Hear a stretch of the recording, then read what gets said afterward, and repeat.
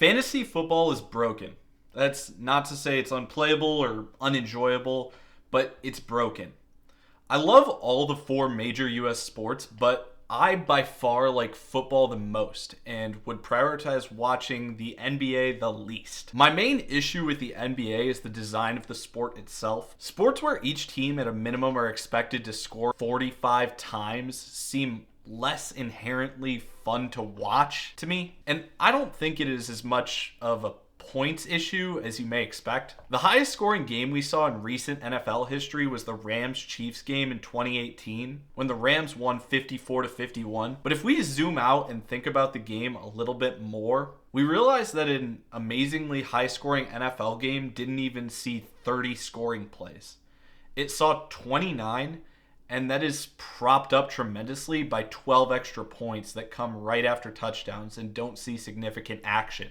If we examine further and think about the exciting play in football being the touchdowns, and just say that those are worth 1 point apiece and make every other point total divisible in the same manner, then the final score of the Rams-Chiefs game was 9-8.5. And that was like one of the highest scoring football games we've seen ever. This transitions well to the fantasy football issue. It basically relates to giving more points for the sake of points. Points do not inherently make things more fun. That is one of the reasons I believe football is the largest sport in the United States, and football is also the largest sport in the world, and why it isn't basketball for neither the US nor the world. It is inherently difficult to score points. Fantasy football violated this rule. I played fantasy football for the first time in 2011. I got the first overall draft pick, and I did the dumbest thing possible. I drafted Cam Newton first overall. I won my league that year because of this historic rookie season Cam Newton had. But getting back to the point, fantasy football violated this rule. In the late 2010s, there were murmurs from the nerds at ESPN. By the way, I'm saying this as a self-identified nerd. And such that their clans of geeks were starting to play this thing called PPR, or point per reception. Instead of the standard scoring fantasy football I had come to know and love, I didn't think this was a big deal at the time because I always thought it would be a secondary scoring system that would never become the standard, as it was weird to reward a point to someone just for catching the ball. But I was wrong. It only took a few years before seemingly becoming the most widely used scoring model for almost every major fantasy football website and app. I use StatHead to pull up real game players' stat lines from the last 25 years to create some fake teams.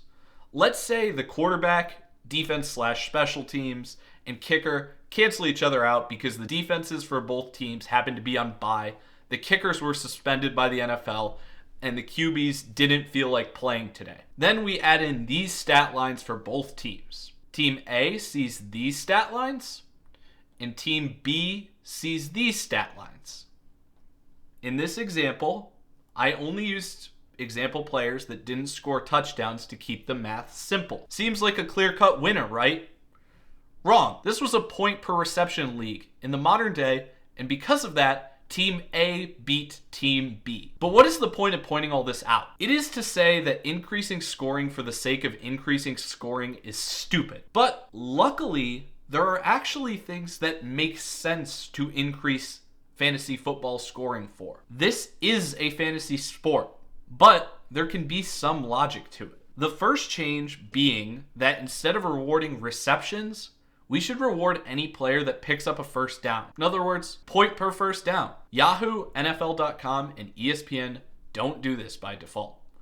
We also reward defenses for sacks as a general rule, but why do defenses not get points for tackles for losses? They are negative plays for the offense as well. They also seem to deserve a point if sacks do. And third, and finally, on the point increase end, QBs run the NFL. And honestly, my video topics may not appeal to the masses, but something like fantasy football should be marketed to the masses. So why in fantasy football do we nerf quarterbacks and say they matter less? Meaning, most leagues reward QBs a single point for passing for 40 yards or 25 yards, as opposed to running backs or receivers getting points for every 10 yards. It doesn't make sense to have that decreased split for quarterback. QBs are very important and should be drafted in the highest positions in the fantasy draft. A few other notes.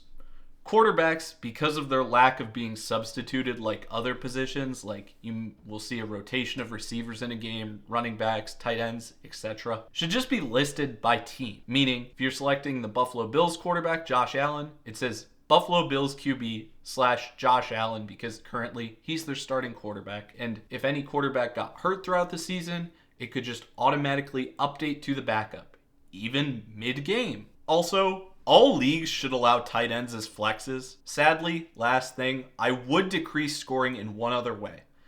I would like to see field goals always be worth 3 points, no matter what distance they're made from.